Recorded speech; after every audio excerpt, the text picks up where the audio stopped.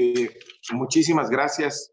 Primero que nada, felicitarlos por estos encuentros estratégicos que con martes han llevado a cabo. A ti, Juan Manuel, muchas felicidades por la convocatoria tan exitosa que has tenido para estos encuentros virtuales.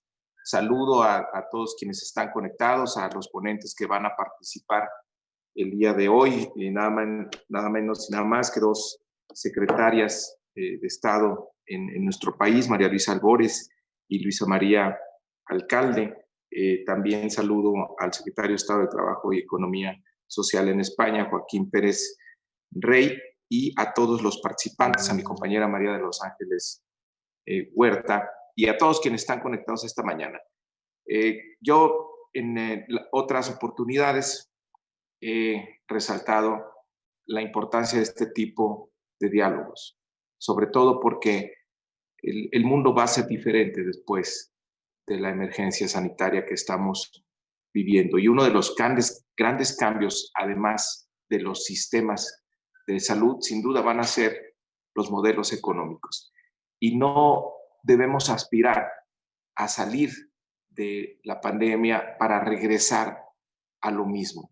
Creo que ha quedado muy claro cuáles son las debilidades del modelo neoliberal, que al haber muy pocos ganadores y al estar sostenido solamente en unos cuantos, cuando entramos en una crisis como esta se muestra una gran fragilidad y resalta nuevamente y se vuelve necesario una participación estatal, una participación del gobierno más solidaria, que acompañe más a la gente y sobre todo que se encargue de que tengamos una economía menos desigual.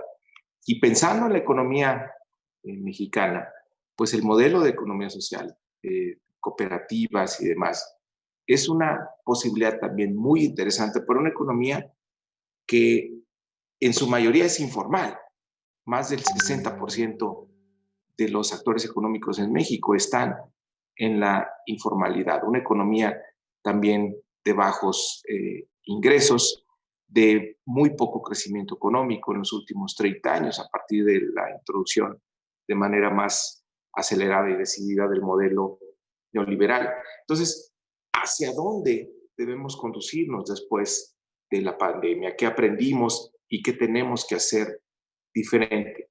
Yo creo que el modelo económico debe tener mucho de social. Necesitamos un Estado más presente, necesitamos un Estado más solidario, más comprometido con el medio ambiente.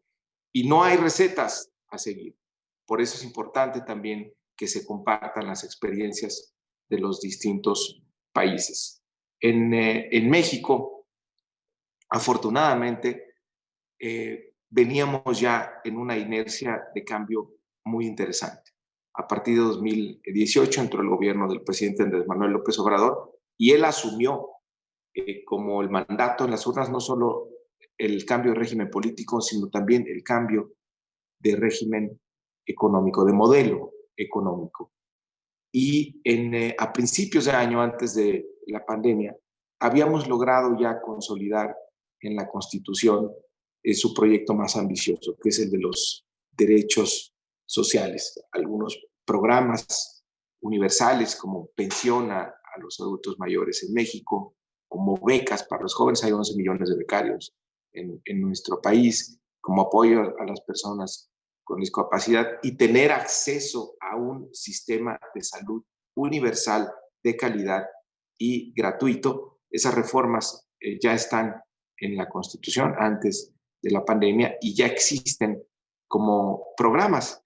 Y desafortunadamente nos cae la pandemia en México, en el mundo, y muestra la debilidad del sistema de salud. De ahí que le da la razón al presidente al diagnóstico que tenía de que el gobierno debería tener una mejor organización para hacer efectivo el derecho a la salud para todos los mexicanos. Y en medio de la discusión de cuál debe ser la intervención del Estado en una crisis inédita, donde tenemos un choque a la oferta, un choque a la demanda, el gobierno de la República decidió proteger a los más vulnerables, en una estrategia de microcréditos que seguramente ampliará con mayor detalle la secretaria Albores y la secretaria alcalde Luján, tratando de llegar a aquellas personas que tienen un pequeño negocio o que son empleados y que han quedado en la absoluta vulnerabilidad por los efectos económicos de la pandemia.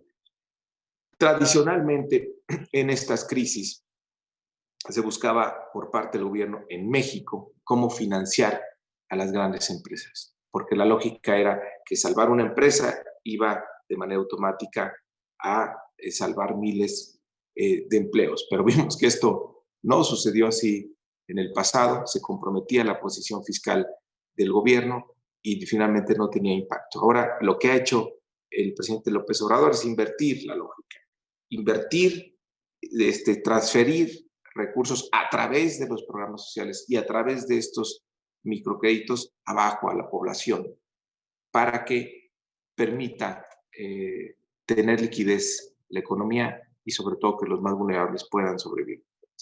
Pero una vez que salgamos de la pandemia, es que sigue, es como nos vamos a organizar. Y ahí es donde los modelos de economía social se van a volver muy relevantes para México y donde tenemos que organizarnos de manera diferente. Ese va a ser el gran reto en México, las experiencias exitosas que se tengan en el mundo, algunas aquí en México que las podamos retomar y romper la inercia de generación de riqueza y de falta de crecimiento económico que tenemos en nuestro país desde hace muchos años. Creo que va a ser una de las claves para que México pueda acceder a otro ritmo de crecimiento económico con una mejor distribución de la riqueza.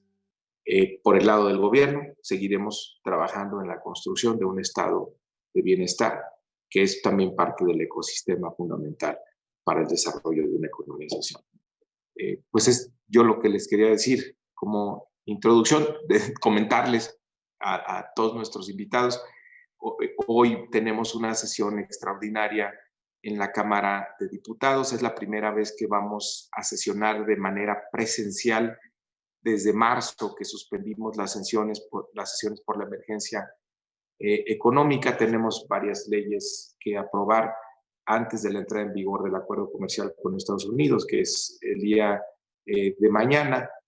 Por eso es un día bastante complicado para mí, pero no quería perder la oportunidad de estar, aunque sea aquí un ratito con ustedes, pero les rogaré que más adelante tendré que salirme para atender la sesión en la Cámara de Diputados. Me da gusto saludarlos a todos y a todas. Muchas gracias y otra vez muchas felicidades, Juan Manuel, por esta invitación. Muchísimas gracias, diputado Delgado. Sí sabemos que es un día